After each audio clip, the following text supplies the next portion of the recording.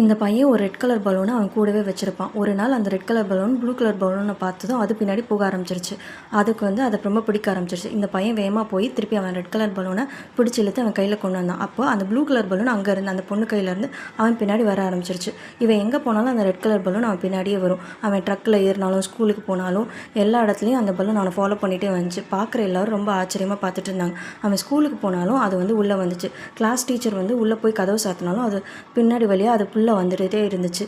Teacher அதை பிடிக்க try பண்ணுறாரு. அப்போ அது தள்ளி போயிடுச்சு. அப்போ இன்னொரு டீச்சர் அதை பார்த்துட்டு அவரும் அதை பிடிக்க ரொம்ப ட்ரை பண்ணுறாரு. அது ஜன்னல் வழியாக திருப்பி கிளாஸ் ரூம்குள்ளேயே போயிடுச்சு. உடனே அந்த டீச்சர் அவனை பிடிச்சி அவனை தனி ரூம்குள்ளே போட்டுறாரு. அப்போ அந்த பலூன் அவரை ஃபாலோ பண்ணிகிட்டே அவரை ரொம்ப டிஸ்டர்ப் பண்ணிகிட்டே இருந்துச்சு. உடனே அவர் அந்த பையனை வெளியே அனுப்பிச்சிடுறாரு. அந்த பலூன் அவனோட போக ஆரம்பிச்சிருச்சு. அப்போ அவனோட ஃப்ரெண்ட்ஸ் அவனை துரத்தி அந்த பலூனை எப்படியாவது அவன்கிட்ட பிடிக்கணும்னு பார்க்குறாங்க. ஆனால் பிடிக்க முடியல. ஒரு நாள் அவன் ரெஸ்டாரண்ட் போகும்போது அவனுக்கு தெரியாமல் அந்த பலூனை பிடிச்சிடறாங்க. அவன் போயிட்டு வெளியே பார்க்குறான், அந்த பலூன் இல்லை. அவன் ஃப்ரெண்ட்ஸ் எல்லாம் அந்த பலூனை கல்லை விட்டு எரிஞ்சு அதை ரொம்ப வீக்காக மாற்றிடுறாங்க. அப்புறம் ஒருத்தவன் அதை காலை வச்சு மிதிக்க ஆரம்பிச்சிடான். அது டக்குன்னு உடஞ்சதும் பார்த்தா அவன்கிட்ட இருக்க எல்லா பலூனும் அந்த ஊரில் இருக்க எல்லார் கையில் இருக்க பலூனும் பறந்து அந்த பையன் கையிலே வந்துடுது. அந்த பையன் சோகமாக இருந்த பையன் இப்போ எல்லா பலூனும் அவன் கையில் வந்தோடனே அவன் ஜாலியாக அதை பிடிச்சி விளையாட ஆரம்பிச்சிட்டான்.